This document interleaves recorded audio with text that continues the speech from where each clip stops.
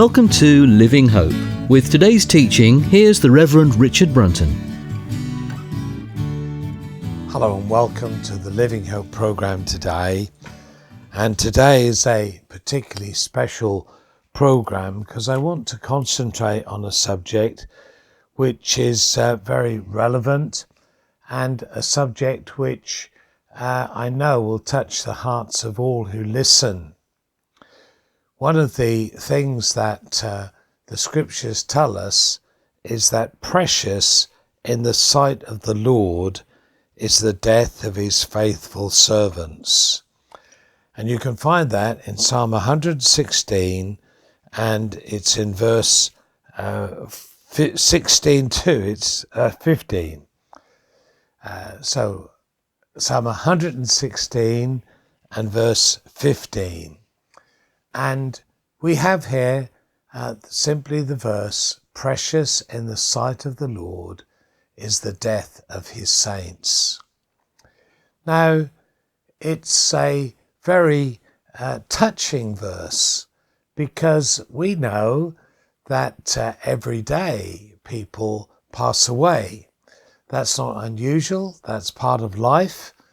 And even since I began this little program, already there will be people who have passed away. It's just the nature of things. That's not being morbid or miserable. Of course, it's also true that people are being born.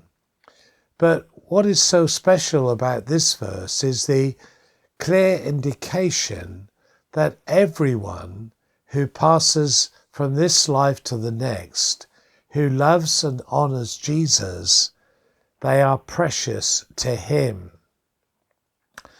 Now, just recently, we lost a very good friend. In the ministry of Living Hope, there have been people who've been quite strategic. There's been lots of people who've been a real blessing, and many churches who've been a real blessing. But there have been churches, there have been people who have been a particular significant blessing in the life of Living Hope. And one of the things about the churches that one works with is building up a relationship. I first went to Brunton Baptist Church, it must be over 30 years ago. There was a couple who were living in the village, which Elaine and I were pastoring a little chapel in, and they wanted to get married. And the girl actually lived quite near Brunton. And so that would be their home in a period of time. They got married in the south of England, and having lived together, started a teaching career, the door opened for them to move to Suffolk and to move to the church at Brunton. And one day, the man, Steve, he said to me, I'd like to talk to our pastor because I think it would be good if you could come and preach in the church. And so he approached the pastor, a man called Brunton, and it was great that we were able to get to know one another. In fact, the previous pastor, Peter, he was the one who I began fellowshipping with, and that introduced me to Brian, who brought about a stronger relationship because Brian took over from Peter. Sorry about all this history, but it is getting to the point. And the point is that church has stood with us in Living Hope for many, many years. Now, as I share this message with you today, there are many, many other churches. There are now 30 different churches that we fellowship with, but Brunton was certainly one of the early ones that began to take on the vision of Living Hope. And in actual fact, I remember Brian wrote to me when he heard that I'd been made redundant from a certain ministry, and he wrote to me and he said, I want you to know God has not made you redundant. You're not redundant in terms of God. Men may have made their financial decisions, but you have not been made redundant by God. And those words really touched my heart. And I found myself in '94 on an aeroplane off to Kenya and off to Nairobi. And as I made that journey, some of you know that I was able to go on a flight deck of the plane, something that would never be allowed today. But I was able to go on the flight, and that opened up a door where an air stewardess came to me as the flight was coming to land and said, look, I gather you're a pastor from England. Please come and preach in my church. Well, Steve had invited me to preach in Bilderston, which was a thriving church in those days, and it was a great privilege to go. But this was going to open up another opportunity with a much bigger congregation. But when the air stewardess said, I gather you're a pastor, I was aware that in the sight of God, I was still a minister of the gospel, regardless of the arrangements of others. And so we arrived, and God opened the door, and we had a wonderful time. God started to open many opportunities to preach and share the good news of Christ. And I came back having had a real sense that God was saying, I'm going to do a new thing. And I believed that God would do it, but I had no idea what he meant by the new thing, but simply to trust him. And the new thing initially was working in Africa and getting to know pastors who were very much in need of support and encouragement and teaching. Some of the established denominations in Kenya have very good Bible schools. But many of the churches, particularly in the rural areas and in some of the, they call it slum areas, there was no way that any of them would ever afford to go anywhere to train. And so Living Hope began to emerge and develop and grow, teaching pastors, gathering pastors for seminars, and encouraging them to grow in their faith and the knowledge of the Word. Now, one of the churches that I then began to work with was a church in London, pastored by a dear brother called Sam Larby.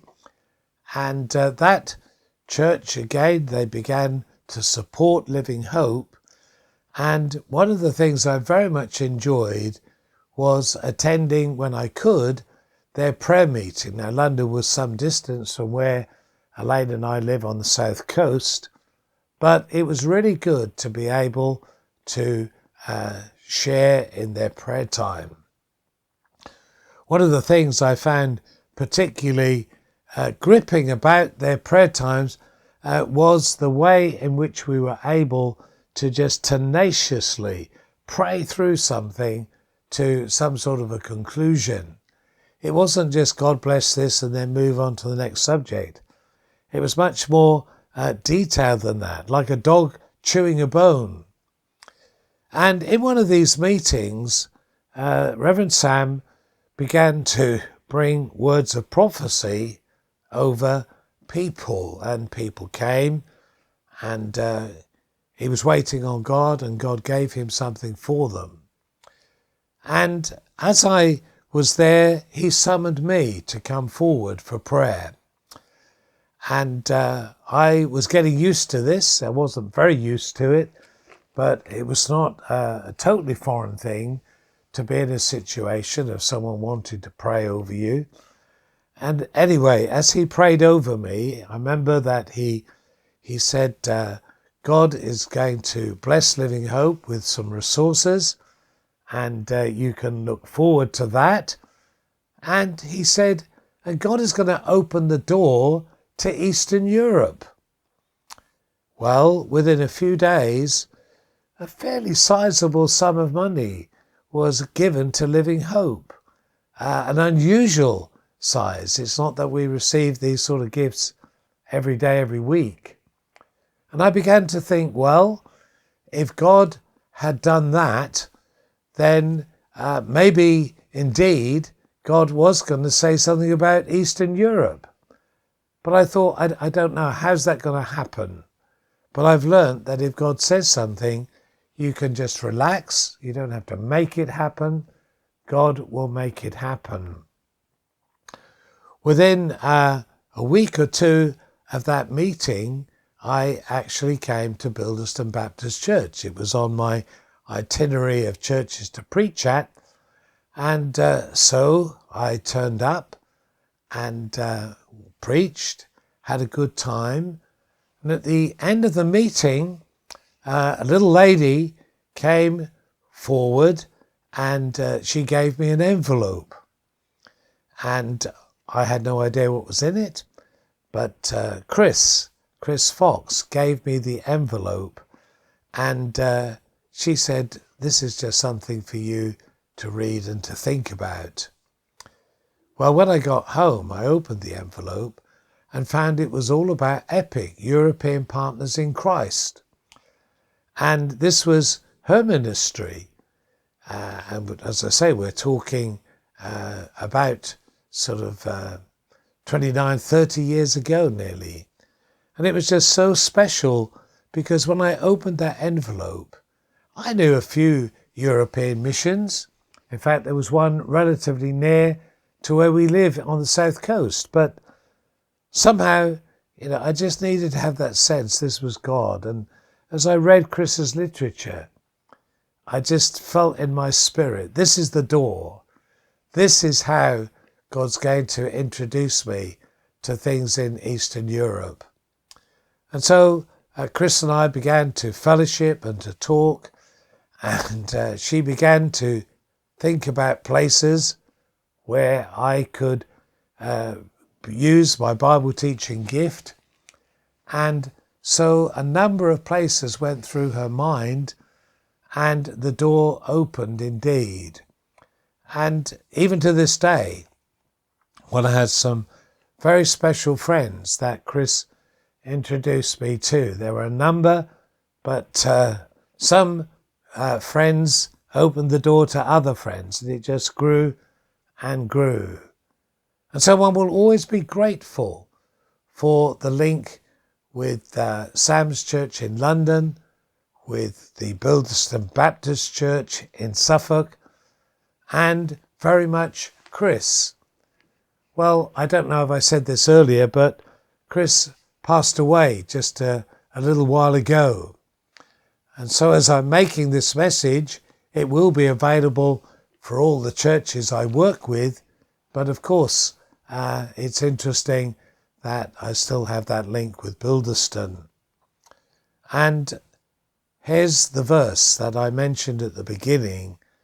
Precious in the sight of the Lord is the death of his faithful servants or saints.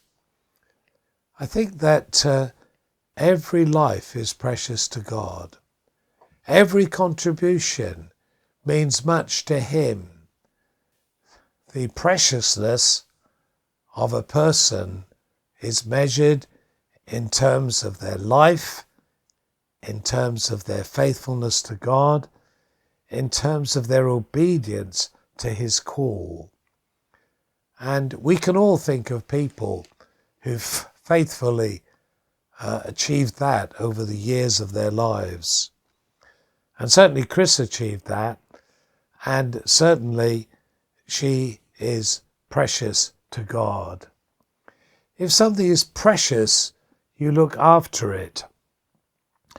You know that there are some things that, if you lose them, you can have a kind of an attitude, well, I'm sad to lose it, but I'll just buy another. But there are other things you don't think like that at all. You say, no, that's irreplaceable. If I lose that, there is nothing that can replace it. And I believe that's how God sees us.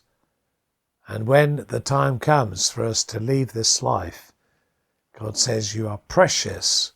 You are so precious that I'm going to look after you for eternity.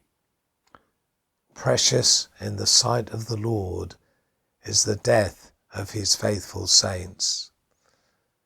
I think it's always important to bear in mind what God values, because sometimes what people value may not be the same. People may value the fact that someone has a great reputation and maybe masses of money, maybe written loads of books. There are sort of things like that, and people consider those people to be valuable, very valuable. But God doesn't value things in that way. I've often said, when I stand before the Lord, he's not going to talk to me about what I've done. That's irrelevant, because what is most important to God is our relationship with him. That's what enables us to be described as precious, because what we've done, if we've done anything of value, well, it's because God led us to do it. It's because he inspired it. He was in what was happening. He anointed and he brought things together. So he gets all the glory. There's nothing to be claimed by us. But the Lord loves faithful service. You remember how Jesus told the story of the parable of the talents, and the way in which the emphasis is for the one who's used the talents that's been given, used them wisely and well. What is the accolade? What is the resounding sort of greeting? Well done, good and faithful servant. You're not being rewarded because you had 10 and this other one only had 1. That's not the basis of the reward. The basis of the reward is that you have been faithful. You've done what you were called to do. And I shall have the opportunities to speak about Chris at more length when we have a Thanksgiving service for her in Bilderston at the end of October. But what I want to just say now is faithfulness, obedience to God is something that he highly values. This is something that means so much to him. And this is why, if we were watching heaven and it was like a reward ceremony, you know how there can be these places, these big events, and rewards are being given out. And I think, I don't know if this is literally true, but I just have the sense of like a reward ceremony. And if you're watching in the heavenly sphere, I think there will be some people who will be brought forward, and there'll be this immense shout of joy, and you'll look and say, who were they? Never knew them. They never wrote a book. Nothing sort of struck the headlines. They weren't on television or anything. But God says, I saw their faithful service. And these are not always people who are in the public eye. These are people like some of our wonderful prayer warriors who have spent hours and hours on their knees calling on God. No one knows who they are, or hardly anyone, but God sees and God honours their incredible humility and faithfulness. Precious in the sight of the Lord is the death of his saints. One of the things I recall very much when I was a young Christian was the story of the 5 young missionaries who flew into Ecuador and into an area where the Auca tribe lived and ruled. And it's an extraordinary story of how they gave their lives, because they just had such a conviction that God was calling them to reach the Auca people. And they flew in a small plane, and they landed that plane, and within a short time the Auca Indians, they killed them all. They were speared and they died on the beach. And the story rang out through the Christian world. 5 young men, families losing a father at a very early age, all sorts of sadness and grief and wonderment. That they sang, "We rest on thee, our shield and our defender." And they were just committed, and they'd said, if necessary, we will die. They didn't know it was going to happen, but that's what did happen, and they lost their lives.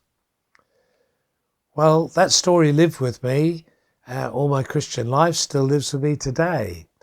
And one of the things that God did was he, again, opened a door for me to go to Ecuador. This was not through someone in London. This, in fact, was through someone who shared with me what they felt God was saying when Elaine and I were in New Zealand. And someone just had that sense, God's going to open the door for you to go to South America and indeed to Ecuador. Well, God did open that door, and it was possible to go, and it was great to be able to go and share. But we passed by the area where there was a tiny, tiny airport,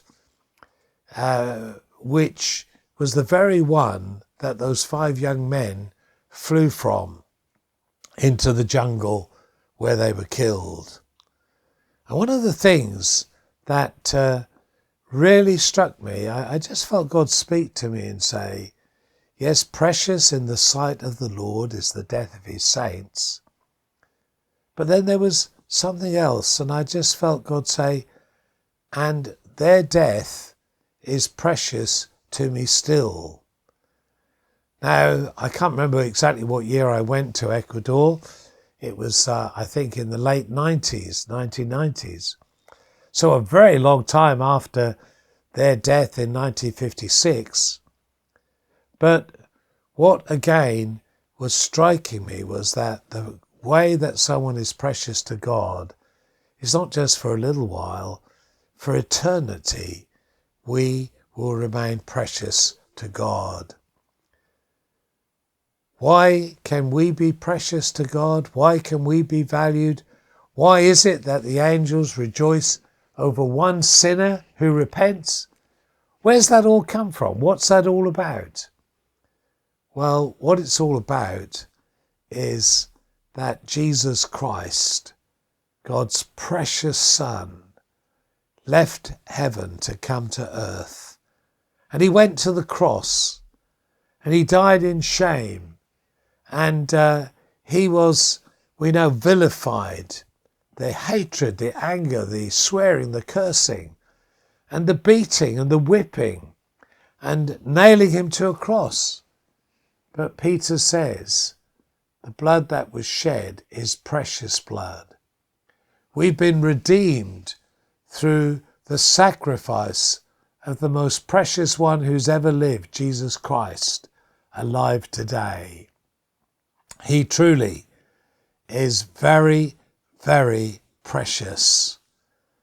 And it's our joy and it's our privilege to be able to share, even today, Jesus Christ, the precious Son of God, died for us sinners who in God's sight are just full of weakness and sin and rebellion and so many things that are evil and wrong.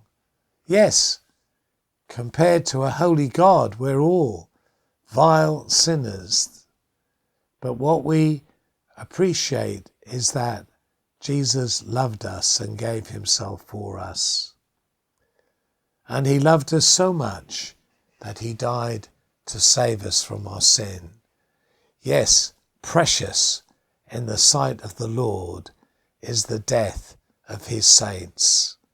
And so as you mourn the loss of a dear brother or sister today, as you think about saints who once worshipped with you in your churches and who now are in glory, we rejoice that before God they are precious because they did what the Lord called them to do.